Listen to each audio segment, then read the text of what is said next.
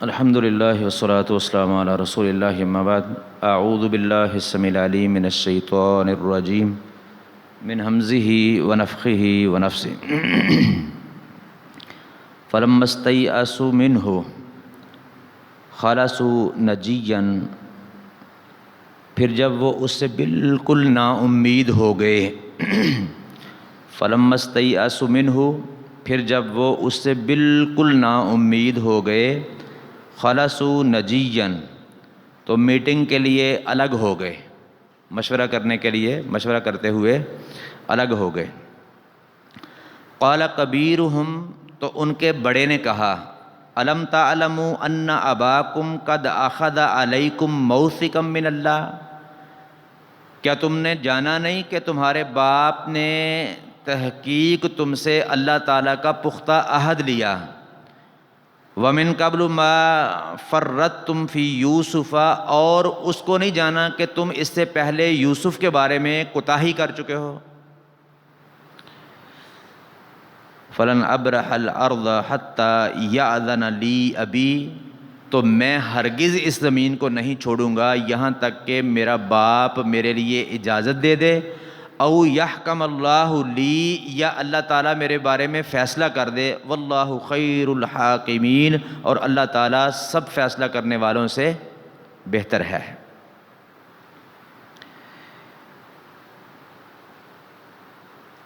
یعنی انہوں نے آ کے یوسف علیہ السلام سے کہا نا کہ بھئی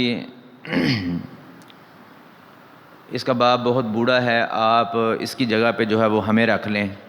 ہم میں سے کسی کو رکھ لیں، اس کو جانے دیں، منتیں سماجتیں جو بھی وہ کر سکتے تھے انہوں نے کیا، لیکن یوسف علیہ السلام نہیں مانے۔ انہوں نے کہا بھی ہم اللہ تعالیٰ کی پناہ ہم یہ کیوں کریں، جس کے پاس سے ہمارا سامان نکلا ہم اس کو رکھیں گے، اگر کسی اور کو رکھیں گے تو یہ تو ظلم ہے، اس وقت تو ہم ظالم ہوں گے۔ تو جب یہ اس سے بالکل نا امید ہو گئے کہ اب یہ ہماری بات مانیں گے نہیں، اب یہ اس کو ہی رکھیں گے، اس کے علاوہ ہمیں، تو پھر وہ آپس میں مشورہ کرتے ہوئے الگ ہو گئے، ان سے یوسف علیہ السلام سے اس کے ملازموں سے الگ ہو گئے، اور پھر جو ہے وہ آپس میں مشورہ کرنے لگے کہ اب کرنا کیا چاہیے۔ تو قال کبیرہم، ان کا جو سب سے بڑا تھا، یا عمر میں بڑا تھا یا پھر علم و حلم میں بڑا تھا، ممکن ہے یہ وہی ہو جس نے اس وقت بھی کہا تھا کہ اگر کرنا ہی چاہتے ہو تو کنویں میں ڈال دو، قتل نہ کرو۔ تو اس وقت بھی اس نے کہا کہ بھئی تمہیں یاد نہیں ہے کہ تم اپنے باپ کو اللہ تعالیٰ کا پختہ عہد دے کر آئے ہو، کیا کہ ہم اس کو ضرور واپس لائیں گے، اور اس سے پہلے تم یوسف علیہ السلام کے بارے میں جو کر چکے ہو وہ یاد نہیں ہے، اب کس طرح کس منہ کے ساتھ اپنے باپ کے پاس جاؤ گے اور کیا بات کرو گے جا کے؟ تو کہنے لگا، یعنی اس سے محسوس ہوتا ہے کہ اس کے اندر دوسروں سے ذرا غیرت موجود تھی۔ اس نے کہا میں تو ہرگز اس زمین کو نہیں چھوڑوں گا، یہیں میں ادھر ہی رہوں گا یہاں تک کہ میرا باپ خود مجھے اجازت دے کہ میں اس کے پاس چلا جاؤں، یا میرا رب میرے بارے میں کوئی فیصلہ کر دے۔ وہ فیصلہ کیا ہے کہ بھائی کی رہائی کا کوئی بندوبست ہو جائے، یا پھر میں یہیں پہ فوت ہو جاؤں، تو میرا رب میرے بارے میں فیصلہ کر دے، اس وقت تک میں اس زمین کو کبھی بھی چھوڑوں گا نہیں، اور اللہ تعالیٰ بہترین فیصلہ کرنے والا ہے۔ ارجعوا الی ابیکم، تم جاؤ اپنے باپ کی طرف، فقولوا، تو اس کو کہنا، ان ابنک سرق، بے شک آپ کے بیٹے نے چوری کی، وما شہدنا الا بما علمنا، اور نہیں ہم نے شہادت دی تھی مگر اس کے ساتھ جو ہم جانتے تھے اپنے علم کے مطابق، وما کننا للغیب حافظین، اور ہم غیب کی حفاظت کرنے والے نہیں تھے۔ کہا کہ میں تو ادھر ہی ہوں، میں اس زمین کو نہیں چھوڑوں گا یہاں تک کہ میرا باپ مجھے خود بلائے یا میرا رب میرے بارے میں فیصلہ کر دے۔ البتہ تم واپس جا کر والد کو یہ سارا واقعہ سناؤ کہ آپ کے بیٹے نے چوری کی، اگر تم بھی واپس نہ گئے ادھر ہی میرے پاس رہے تو پھر والد اور زیادہ پریشان ہوں گے کہ شاید سب کو گرفتار کر لیا گیا ہے یا سب کے ساتھ کوئی حادثہ پیش آ گیا ہے، تو تم جاؤ اور یہ واقعہ حقیقت حال سے اپنے باپ کو جو ہے وہ جا کے آگاہ کرو۔ وما شہدنا الا بما علمنا، اور ہم نے گواہی نہیں دی مگر اپنے علم کے مطابق۔ اس چیز کی جس کو ہم ظاہری طور پر جانتے تھے۔ اس کے دو مطلب ہو سکتے ہیں، ایک تو یہ ہے کہ ہم نے بھائی کے چور ہونے کی جو آپ کو بتایا ہے نا، شہادت دی ہے کہ اس نے چوری کی، تو ہم نے تو ظاہر کے طور پر ہی کہا ہے جس کو ہم جانتے تھے کہ ہمارے سامنے اس کے سامان میں سے سکایا نکلا ہے، تو اس لیے ہم کہہ رہے ہیں۔ آپ اس بات کا ہم پر غصہ نہ کیجئے گا کہ ہم اس کو چور کہہ رہے ہیں، ہم کہہ نہیں رہے ہیں، بلکہ ہم اس کے مطابق کہہ رہے ہیں جو ہم جانتے ہیں کہ ہمارے سامنے اس کے سامان سے جو ہے وہ سکایا نکلا ہے، تو اپنے علم ہی کے مطابق ہم گواہی دے رہے ہیں۔ اچھا، دوسرا مطلب اس کا یہ ہے کہ ہم نے عزیز مصر کو جو مسئلہ بتایا کہ چور کی سزا کیا ہے، کہ اس کے بدلے میں اس کو ہی رکھا جائے گا، وہ بھی ہم جو جانتے تھے، جو ہمارے باپ دادا کے نبوت کا قانون تھا، اسی کے مطابق مسئلہ بتایا تھا۔ اگر ہمیں پتہ ہوتا کہ ہمارے بھائی کو ادھر رکھ لیا جائے گا اور ہمارا وعدہ آپ سے ٹوٹ جائے گا، تو پھر ہم یہ معاملہ نہ کرتے، ان کو یہ سزا نہ بتاتے۔ ہمیں تو پتہ ہی نہیں تھا کہ سامان اس کے کتابے میں، اس لیے ہم نے یہ بات کہہ دی، اپنے علم کے مطابق جو ہے وہ گواہی دے دی۔ اچھا، وَاسْأَلِ الْقَرْيَةَ الَّتِي كُنَّا فِيهَا وَالْعِيرَ الَّتِي أَقْبَلْنَا فِيهَا، آپ بے شک پوچھ لیجئے، سوال کر لیجئے اس بستی سے جس میں ہم تھے، وَالْعِيرَ الَّتِي أَقْبَلْنَا فِيهَا، اور اس قافلے سے جس کے اندر ہم آئے ہیں۔ سمجھ آ رہی کہ نہیں؟ پتہ تھا کہ باپ ہمارے کرتوتوں کی وجہ سے، ہمیشہ جھوٹ بولنے کی وجہ سے ہم پر یقین نہیں کرے گا، تو ساری صفائیاں، سچی بات کہنے کے بعد پھر کیا کہا کہ آپ اس بستی سے جا کے پوچھ لیں جس کے اندر ہم تھے، جہاں پہ یہ واقعہ پیش آیا ہے، یا ان قافلے والوں سے پوچھ لیں جو ہمارے ساتھ آئے ہیں، جن کے اندر ہم آئے ہیں۔ مطلب یہ ہے کہ یوسف علیہ السلام نے جو وہ خواب کی تعبیر بتائی اور پھر جو اس پر عمل کیا، جو حسن انتظام کیا غلے کو جمع کرنے کا، رکھنے کا، تو یوسف علیہ السلام کے پاس یہی نہیں کہ مصر کے لوگ ہی آتے تھے، یہ بھی کنعان سے گئے، اور بھی کئی قافلے جو ان کے ساتھ قافلہ آیا جن سے پوچھنے کا کہا، وہ بھی غلہ لینے کے لیے وہاں پہ گئے تھے، تو کہا کہ ان کے سامنے بھی یہ واقعہ پیش آیا ہے، تو جن کے اندر آیا ہے ان سے جا کے پوچھ لیں، بستی والوں سے، یا جو ہمارے ساتھ آئے ہیں ان سے بے شک پوچھ لیں کہ ہم کیا ہیں، سچ بول رہے ہیں، جو آپ کو بتا رہے ہیں یہی سچ ہے۔ وَإِنَّا لَصَادِقُونَ، اور بے شک یقیناً ہم سچ بولنے والے ہیں۔ قَالَ بَلْ سَوَّلَتْ لَكُمْ أَنفُسُكُمْ أَمْرًا، کہا کہ بلکہ تمہارے دلوں نے تمہارے لیے ایک بات مزین کر دی ہے، مزین بنا لی ہے، خوبصورت بنا لی ہے۔ فَصَبْرٌ جمیل، پس صبر ہی جمیل ہے، بہت اچھا ہے۔ یعنی اب وہ سچ بول رہے تھے نا، اب یہ جھوٹ نہیں تھا، جو واقعہ انہوں نے اپنے باپ کے سامنے رکھا کہ بھائی اس لیے پیچھے رہ گیا ہے کہ اس کے سامان سے چوری کا سامان نکل آیا تھا، اب اس کو رکھ لیا ہے، ہم نے ان کو قانون بتایا اپنے باپ دادا کے قانون کے مطابق، تو اس کو رکھ لیا ہے، اس لیے ہم نہیں لے کے آئے، ورنہ جو پختہ عہد ہم نے دیا تھا اس کو ہم توڑنا نہیں چاہتے تھے۔ لیکن باپ کو ان کی سچی بات پر بھی یقین نہیں آیا، کیوں کہ ان کی ساری زندگی پہلے باپ کے ساتھ دھوکے کرتے ہوئے، جھوٹ بولتے ہوئے گزری تھی، اور جھوٹ بول کر ہی یوسف علیہ السلام کو باپ سے لے کر گئے تھے، اور آ کر پھر جھوٹ بولا تھا۔ تو بار بار جھوٹ بولنے سے بندے کا اعتماد ختم ہو جاتا ہے، تو یہ میرے اور آپ کے اپنے اختیار میں ہے کہ ہم لوگوں کے ہاں اپنا اعتماد بنائیں یا اس کو توڑ دیں۔ ہمیشہ جھوٹ بولیں گے، عام باتوں میں جھوٹ بولیں گے تو خاص باتوں میں بھی آپ کا کوئی یقین نہیں کرے گا، اور اگر آپ ہمیشہ سچ بولتے ہیں تو کئی افراد ایسے ہوں گے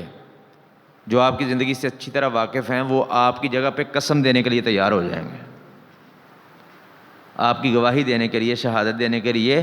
تیار ہو جائیں گے۔ تو کہا کہ تمہارے دلوں نے تمہارے لیے بات مزین کر لی ہے جو تم کہتے ہو، تو یہ مطلب سچ نہیں ہے۔ اب اس سے یہ بھی ثابت ہوتا ہے کہ انبیاء غیب کا علم، بولو تو صحیح، نہیں جانتے ہیں۔ اگر جانتے ہوتے تو یعقوب علیہ السلام نے یہ کہنا تھا کہ تم جھوٹ بول رہے ہو؟ اب وہ سچ بول رہے ہیں، یعقوب علیہ السلام کہہ رہے ہیں نہیں، تمہارے دلوں نے تمہارے لیے ایک بات مزین کر لی ہے۔ تو یعقوب علیہ السلام غیب نہیں جانتے تھے، انبیاء غیب کا علم جو ہے وہ نہیں رکھتے ہیں، غیب کا علم اللہ تبارک و تعالیٰ کا خاصہ ہے۔ فصبر جمیل، پس صبر ہی اچھا ہے. عسى الله ان يأتيني بهم جميعا، امید ہے کہ اللہ تعالیٰ ان سب کو میرے پاس لے آئے گا. ان سب سے مراد یوسف بھی، چھوٹا بھائی بھی، اور جو بڑا بھائی جس نے کہا تھا کہ میں اس زمین کو نہیں چھوڑوں گا، وہ بھی ادھر ہی رہ گیا نا، یہ آگے سارے، تو وہ ادھر رہ گیا. تو یعقوب علیہ السلام نے کہا کہ اللہ تعالیٰ سے امید ہے کہ اللہ تعالیٰ ان سب کو میرے پاس لے آئے گا.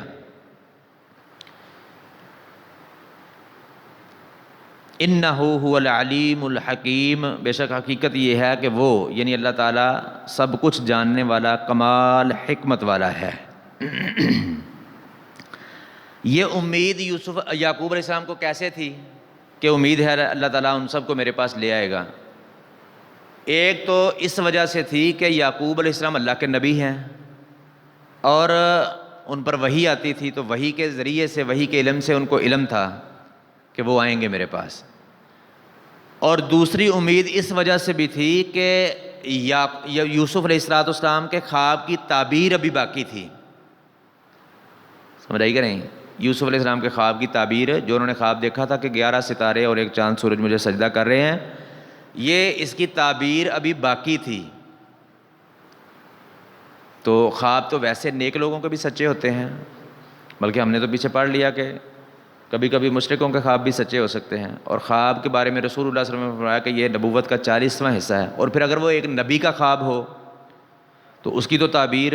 ابھی ہونی رہتی ہے، تو وہ اس سے پہلے فوت ہو جائے یا اس کو بھیڑیا کھا جائے، یہ ہو سکتا ہی نہیں ہے. تو اس امید سے کہا کہ امید ہے اللہ رب العالمین ان سب کو میرے پاس لے آئے.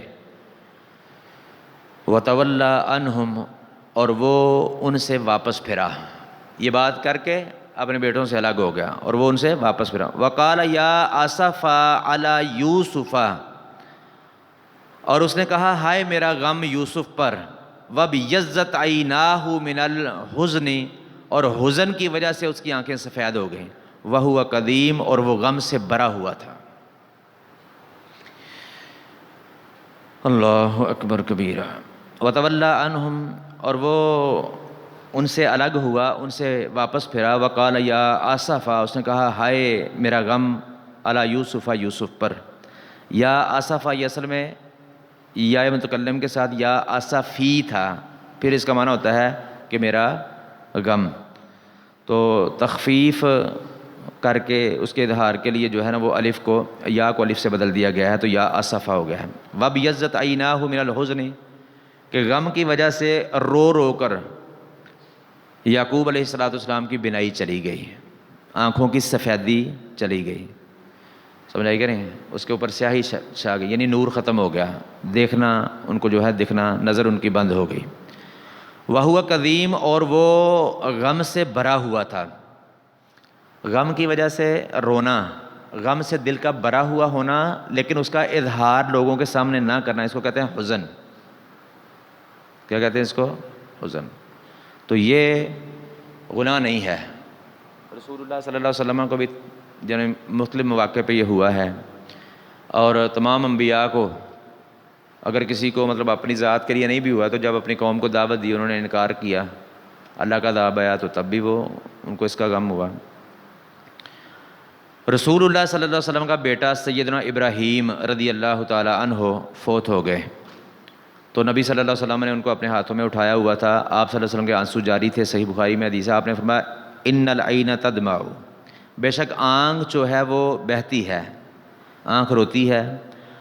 والقلب یحزن، اور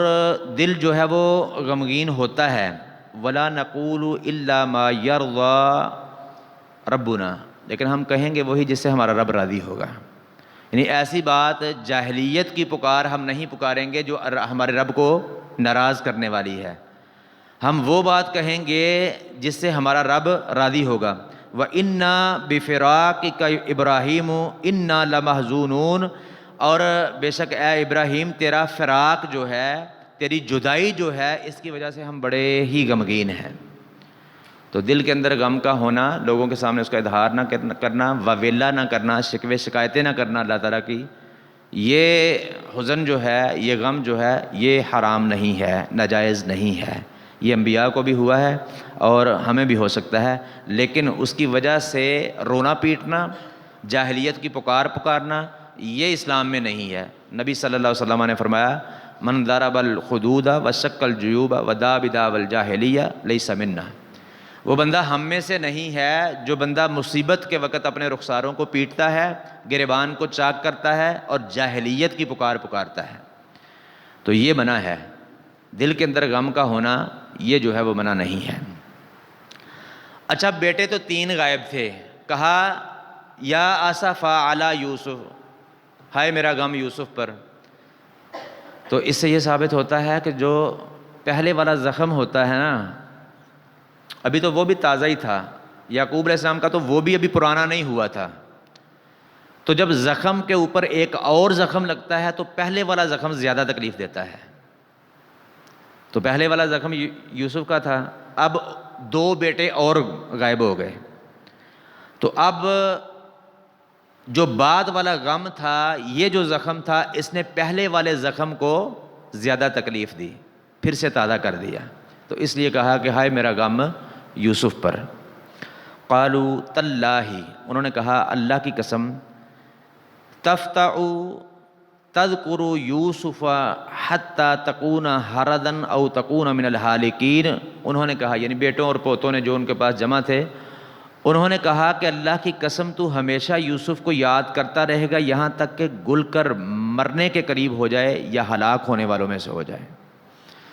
اب ان کو مطلب اپنے باپ کا اس قدر غم زدہ ہونا، یہ بھی اولاد تھی نا، جیسی بھی نافرمان ہو، جیسے بھی جھوٹ بولنے والے ہو، دیکھیں نا انہوں نے جھوٹ بھی کس لیے بولا تھا؟ باپ کی محبت کو پانے کے لیے۔ تو اس سے ثابت ہوتا ہے باپ سے محبت تو باہر کیف ان کو تھی۔ یوسف علیہ السلام کو کنویں میں ڈالا کیوں؟ اس کو قتل کرنے کا منصوبہ بنایا کیوں؟ باپ کی محبت کو پانے کے لیے، کہ باپ اس سے زیادہ محبت کرتا ہے، اس کو ہم باپ سے دور کر دیں گے تو باپ کی محبت کا جو مطلب اس کا وجہ ہے، اس کا چہرہ ہے، اس کی خوشی ہے، وہ ہمارے لیے خالی ہو جائے گی۔ تو اب باپ کا اتنا غمگین ہونا، اتنی دیر گزرنے کے بعد، وقت گزرنے کے بعد پھر یوسف علیہ السلام کو یاد کرنا، یہ ان کو بھی غمزدہ کرتا تھا۔ اور ان کے تو خیال وہم و گمان میں بھی نہیں تھا کہ یوسف زندہ ہیں، ان کے خیال میں تو یوسف اب اللہ کے پاس جا چکے تھے۔ تو انہوں نے کہا کہ تو ہمیشہ یوسف کو یاد کرتا رہے گا یہاں تک کہ گل کر مرنے والا ہو جائے یا ہلاک ہونے والوں میں سے ہو جائے۔ تو یعنی یہ وہ باپ کو صبر کی تلقین کر رہے تھے کہ صبر کرنا چاہیے، اب جو ہو گیا ہے سو ہو گیا ہے، اب صبر کرنا چاہیے، اب یوسف کو یاد کر کر کے جو ہے رونا یہ فائدہ نہیں دے گا۔ قال انما اشکو بثی وحزنی الی اللہ، اس نے کہا کہ میں تو اپنی ظاہر ہونے والی بے قراری اور غم کی شکایت صرف اللہ ہی کے سامنے رکھتا ہوں۔ وَأَعْلَمُ مِنَ اللَّهِ مَا لَا تَعْلَمُونَ، اور میں اللہ تعالیٰ سے وہ جانتا ہوں جو تم نہیں جانتے، یعنی میں اللہ کا نبی ہوں، تم نبی نہیں ہو، میرے پاس وحی آتی ہے، تمہارے پاس وحی نہیں ہے، خواب کی تعبیر میں نے کی تھی وہ باقی ہے ابھی، یہ میں جانتا ہوں تم نہیں جانتے۔ سمجھ رہے کہ نہیں؟ میں اس لیے یوسف کو جو ہے نا ابھی تک غم زدہ ہوں، اس کی وجہ سے اس لیے روتا ہوں کہ میں جانتا ہوں کہ یوسف میرے پاس ایک نہ ایک دن آئے گا، اس کو بھیڑیے نے کھایا نہیں ہے، یہ تو تمہاری جہالت تھی۔ تو میں اللہ تعالیٰ سے وہ جانتا ہوں جو تم جانتے نہیں ہو۔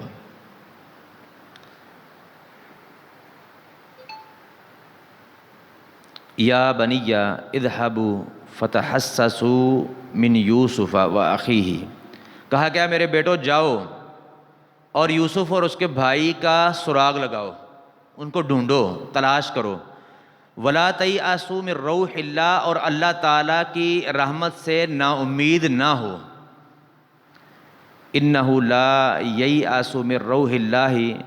بے شک حقیقت یہ ہے کہ اس کی رحمت سے نہیں نا امید ہوتے الا القوم الکافرون، مگر کافر لوگ، کافر لوگ اس کی رحمت سے مایوس ہوتے ہیں۔ تم اللہ تعالیٰ کی رحمت سے نا امید نہ ہو۔ مجھے تو اللہ تعالیٰ کی رحمت پر پورا یقین ہے کہ یوسف اور اس کے بھائی جو ہیں وہ واپس آئیں گے،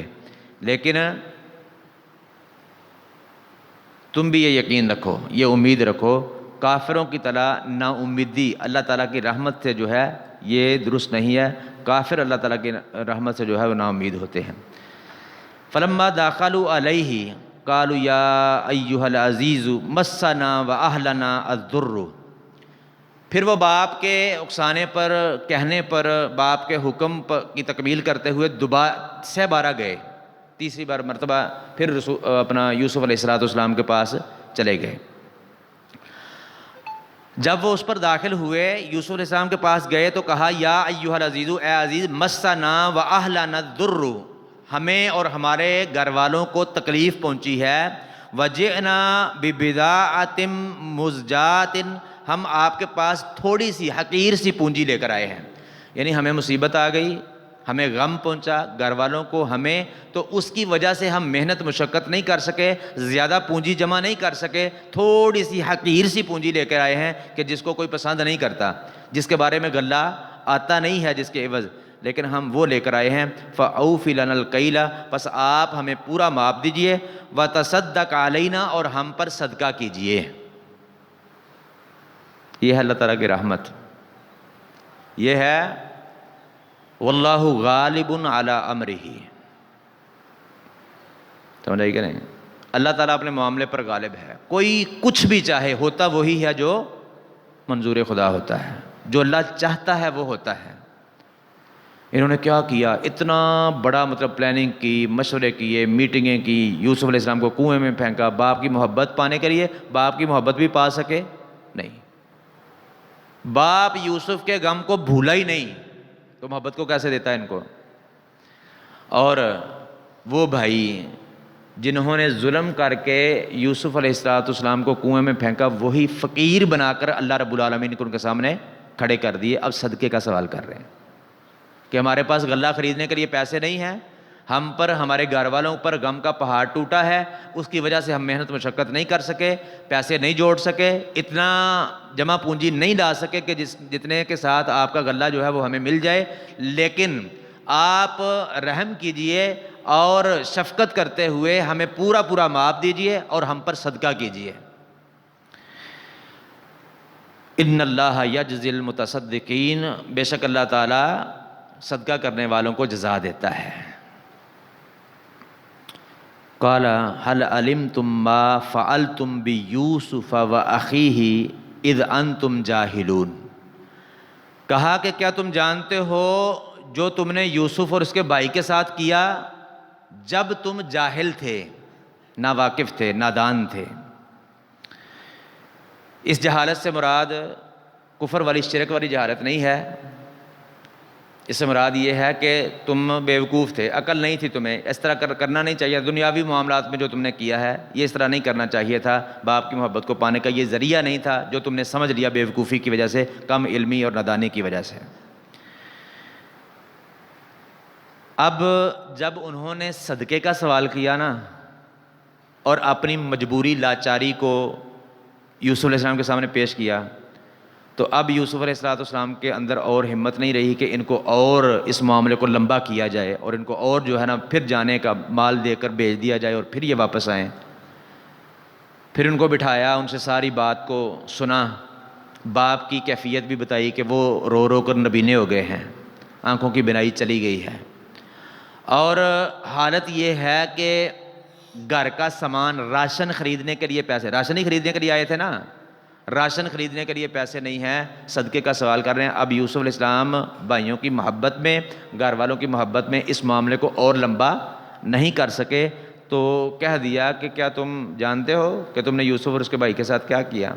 جبکہ تم نادان تھے؟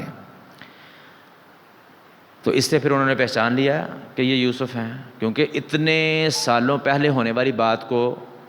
جس کے ساتھ ہوئی ہے، اور اس وقت کوئی گواہ، کوئی شاہد بھی سامنے نہیں تھا، تو جو جانتا ہے ظاہر ہے وہی یوسف ہے، اس کے علاوہ تو کوئی اور جانتا نہیں ہے۔ تو پھر یہ معاملہ، یہ راز جو ہے ان کے سامنے کھول دیا کہ کیا تم جانتے ہو یوسف اور یوسف کے بھائی کے ساتھ تم نے کیا کیا، اور ساتھ ہی ان کا عذر بھی پیش کر دیا کہ تمہارا کوئی قصور نہیں ہے، تم جاہل تھے، نادان تھے، اس لیے تم سے ہو گیا ہے۔ اللہ اکبر کبیرہ۔ قالوا انک لانت یوسف، انہوں نے کہا کہ کیا بے شک یقیناً تو ہی یوسف ہے؟ قال انا یوسف وہذا اخی، کہا ہاں میں یوسف ہوں اور یہ میرا بھائی ہے۔ قد من اللہ علینا، بے شک اللہ تعالیٰ نے ہم پر احسان کیا ہے، انہ من یتقی و یصبر، بے شک حقیقت یہ ہے کہ جو بندہ بھی تقوی اختیار کرتا ہے، صبر کرتا ہے، فإن اللہ لا یضیع اجر المحسنین، تو بے شک اللہ تعالیٰ محسنین کے اجر کو ضائع نہیں کرتا ہے، بے شک اللہ تعالیٰ محسنین کے اجر کو ضائع نہیں کرتا ہے۔ تو یعنی ہم نے یہ جو مطلب کیا، اللہ تعالیٰ نے اس کا ہمیں صلہ دیا ہے۔ قالوا تاللہ لقد آثرک اللہ علینا، انہوں نے کہا کہ اللہ کی قسم بے شک اللہ تعالیٰ نے آپ کو ہم پر فوقیت دی ہے، یعنی وہ شان، وہ شوکت، رفعت اور بلندی جس کی وجہ سے ہم حسد کرتے تھے آپ سے، وہ اللہ تعالیٰ نے ہی آپ کو عطا کیا ہے، اللہ تعالیٰ نے ہم پر آپ کو فوقیت دی ہے۔ وَإِن كُنَّا لَخَاطِئِينَ، اور بے شک ہم ہی یقیناً غلطی پر تھے، ہم ہی غلطی کرنے والے خطا کار تھے، آپ کو اللہ تعالیٰ نے فوقیت دی۔ آپ کا قصور نہیں تھا کہ باپ کی محبت آپ سے زیادہ تھی، بلکہ یہ اللہ کی طرف سے تھا، اللہ تعالیٰ نے آپ کو شان، شوکت، رفعت، بلندی اس قدر دی تھی، اور باپ کے دل میں یہ بات ڈالی تھی، باپ کے دل میں جو ہے وہ محبت یوسف کی اللہ تعالیٰ نے ڈالی تھی، یوسف علیہ السلام کا اس میں کوئی قصور نہیں تھا، غلطی کرنے والے ہم ہی تھے۔ قال لا تثریب علیکم اليوم، اس نے کہا آج تم پر کوئی ملامت نہیں ہے، یعنی تم نے پریشان نہیں ہونا کہ شاید تم نے مجھ پر جو کیا تھا میں اس کا حساب لوں گا، یہ تو پہلے ہی انہوں نے کہہ دیا نا کہ تم نے جو کیا تھا وہ تم نے جہالت کی وجہ سے کیا تھا، ورنہ یہ بھی کہہ سکتے تھے نا کہ اذ انتم ظالمون، جب تم ظالم تھے، تمہیں یاد نہیں ہے کہ تم نے کیا کیا یوسف کے ساتھ، اس کے بھائی کے ساتھ، جبکہ تم ظالم تھے، یہ نہیں کہا، ظالمون نہیں بولا، کیا کہا کہ اس وقت تم جاہل تھے، نادان تھے، ناواقف تھے، تمہیں پتہ نہیں تھا، علم نہیں تھا، علم کی کمی کی وجہ سے تم نے یہ کام کیا۔ تو جب بھائیوں نے اپنی غلطی کا اعتراف کر لیا تو پھر جلدی سے یوسف علیہ السلام نے یہ لفظ بولے اس لیے کہ بھائی اور ذلیل نہ ہوں اور شرمندہ نہ ہوں، کہا کہ لا تثریب علیکم اليوم، آج تم پر کوئی ملامت نہیں ہے، یغفر اللہ لکم، اللہ تعالیٰ بھی تمہیں معاف کرے، خود بھی معاف کر دیا کہے بغیر، ابھی بھائیوں نے غلطی کا اعتراف کیا ہے، غلطی کی معافی مانگی نہیں ہے، اعتراف کیا، فوراً کہہ دیا کہ کوئی ضرورت نہیں ہے، معافی مانگنے کی ضرورت نہیں ہے، میں تمہیں کوئی سزا نہیں دوں گا، حالانکہ حکمران تھے یوسف علیہ السلام، سلطہ تھا ان کے پاس، سزا دے بھی سکتے تھے، لیکن کیا کہا کہ آج تم پر کوئی سزا دینا تو بڑی دور کی بات ہے، تان و تشریح بھی نہیں ہوگی، تمہیں پوچھا بھی نہیں جائے گا کہ یہ تم نے کیوں کیا، لا تثریبا، کوئی ملامت نہیں ہے آج، اور آج سے مراد الیوم کا مطلب یہ نہیں ہے کہ آج نہیں ہے، آج کے بعد ہوگی، یعنی آج سے کبھی بھی تمہارے ساتھ یہ معاملہ نہیں ہوگا۔ اللہ اکبر کبیرہ، اور ساتھ ہی اللہ رب العالمین سے بھی ان کی معافی کا سوال کر دیا، وَهُوَ أَرْحَمُ الرَّاحِمِينَ، اور وہ سب رحم کرنے والوں سے اچھا رحم کرنے والا ہے۔ اذهبوا بقمیصی ھذا، تم یہ میری قمیص لے جاؤ، تم یہ میری قمیص لے جاؤ، فَأَلْقُوهُ عَلَى وَجْهِ أَبِي، اور اس کو میرے باپ کے چہرے پر ڈال دو، یأتی بصیرا، ان کی بصارت واپس آ جائے گی، سبحان اللہ وبحمدہ۔ یہ قمیص کا اس صورت کے اندر عجیب واقعات ہیں،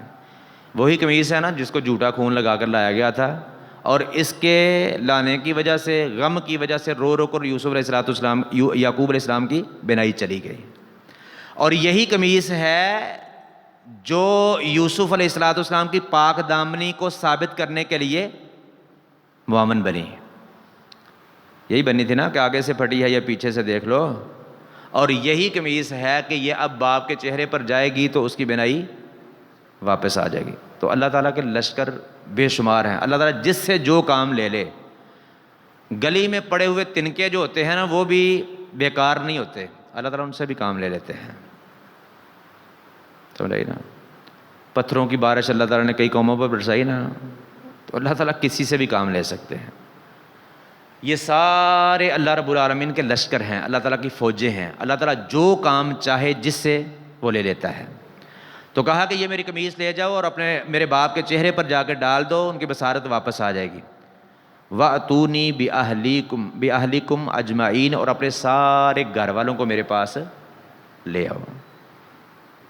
سارے گھر والوں کو میرے پاس لے آؤ۔ تو اللہ رب العالمین سے دعا ہے کتاب و سنت کو صحیح معنوں میں سمجھنے، عمل کرنے اور دوسروں تک پہنچانے کی توفیق عطا فرمائے۔ وما توفیقی الا باللہ۔